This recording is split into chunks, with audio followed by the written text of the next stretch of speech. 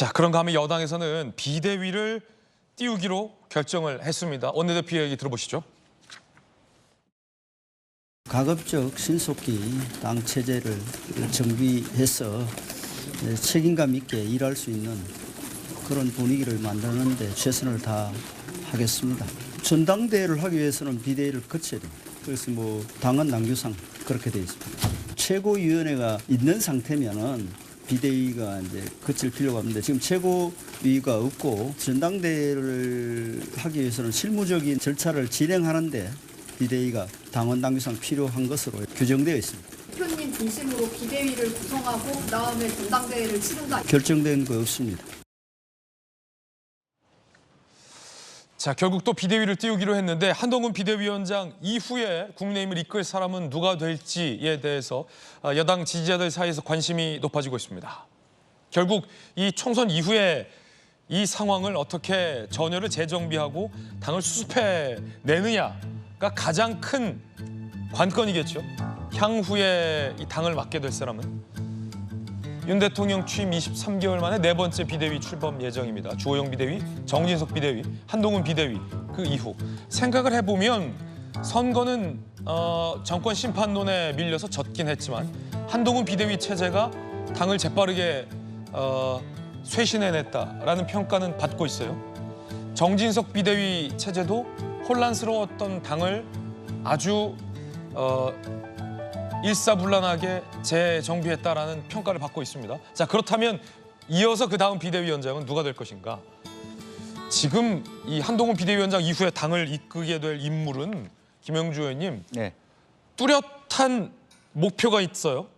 선거나 이런 게 아니라 이 어찌 보면 이 민심의 외면을 받은 하지만 동시에 개헌저지선이라는 또 민심의 엄중한 선택을 받은 그걸 잊지 말아야 하는데 지금 어제 국민의힘 4선 이상 당선인 간담회 분위기를 보면 이거 처참합니다. 처참하고 백드롭도 안 바꾸고 그냥 별 말도 없고 그냥 비대위를 하자 굉장히 침울해하는데 전체적인 득표율을 보면 국민의힘이 국민들에게 버림받은 정당이 아니에요. 득표율을 보곤 소선거구제 때문에 의석수가 야권에게 많이 갔을 뿐이지 굉장히 비슷비슷한 국민들의 선택을 받았고 동시에 개헌저지선이라는 국민들의 선택과 임무를 국민의힘이 맡고 있기 때문에 좀 뭔가 좀 당 분위기도 좀 빨리 정비하고 그럴 인물이 좀 필요해 보여요. 그렇습니다.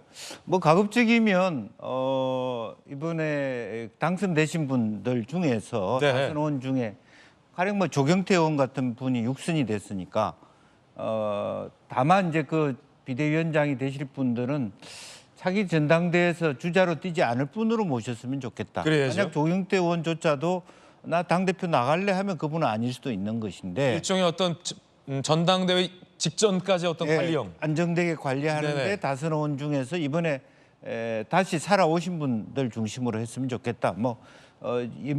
그전에 한번 하셨지만 주호영 의원도 그중에 한 분이 되실 수 있다고 생각이 들고요. 혹은 일각에서 제기되고 있는 이 30대 기수론 이런 거 어떻게 보세요? 당선인들 중에서. 그것은 그냥 멋스럽게 하는 것이죠. 멋스러운 그건 아니라고 보여집니다. 그러니까 그분들이 최고위원이 되든 앞으로 미래의 국민의힘의 주역이 될 수 있도록 하는데 우리 정치는 이상하게 좀 떠오르는 사람, 젊은 사람은 빨리 등장시키고 빨리 소진시켜요.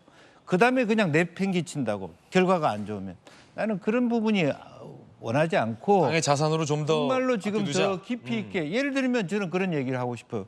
아니 방금 앵커가 얘기한 대로 5% 차이인데 21대 22대 똑같은 결과가 나온다면 선거구제 개편 정도를 생각해야 되죠. 이제는 중대 선거구제로 가야 된다. 그걸 넘기 위해서는 영남 기득권 포기해야 된다. 지금 왜 중대 선거구제로 안 가는 이유는 호남민주당, 영남 국민의힘에서 자기 지역 내에서의 민주당이 되는 거 싫어하고 자기 지역 내에서 국민의힘 되기 싫어하는 사람 몇 사람들 때문에 국민의힘이 판판이 두 번 다 이런 식의 거의 비슷비슷하게 결과는 그러나 100석 가까이 차이 나는 결과를 반복할 거냐. 제가 다음 선거해도 거의 비슷한 결과가 될 거랍니다. 이런 어떤 그런 어젠다를 제시하고 미래를 설계할 수 있는 누군가가 있어야 된다. 그러니까 제7공화국이든 어쨌든 새로운 전체적인 체제 개편과 시대 정신을 다시 앞세우면서 그런 다이나믹스를 주는 전당대회를 차분하게 예. 가져갈 수 있는 좀 견해가 넓고 다양한 사람들이 호흡할 수 있게 해줄 수 있는 사람. 국민의힘에 필요한 것은 이런 새로운 메시지다. 네. 그래서 그런 부분에 대해서 특위를 당내에서 네. 분과를 구성한다든지 저는 개인적으로 제가 국회의원 한 이후에라도 한 그 젊은 소위 486 의원들이 한 20명이 당 그 연구위원회에서 2년 동안 아침 학습을 한 적이 있습니다. 예. 그 정도의 내부적인 학습 논리를 학습도 하고 새로운 교육 프로그램이 뭐냐, 왜 서진 정책이 작동 안 하느냐 이런 부분들이 정말 한번 끝났다고 해서 그냥 패배주의에 빠지지 않고 다시 한번 가보자. 그렇죠. 지방선거부터 나는 지금 제일 잘하는 사람이 이준석 대표라고 봅니다. 당대표 출마 안 하고 지방선거 준비하겠다. 사실은 지방선거 충청, 전남, 영남에 지방선거 준비해야 됩니다. 그런 생각 안 하고 지나가니까 또 결과가 반복된다 이거예요. 그래서 지금은 그렇게 패배주의라기보다는 지금 고물가 시대 아닙니까? 고환율, 고물가, 고금리 시대를 어떻게 헤쳐나가서 경제적으로 윤 정부가 그래도 어렵사리 성공한 정부라고 평가할 예. 수 있는 남은 3년을 어떻게 당이 떠받칠 것이냐. 이렇게 국민을 생각하면서 가야지 야당을 생각하면서 네. 가면 필패다. 그런 얘기입니다. 국민의힘에게는 지금 패배주의에 빠져 있을 시간조차 없다. 없죠. 서민들 예. 생각해 보십시오. 그렇군요. 김용주 의원님의 돌직구였습니다.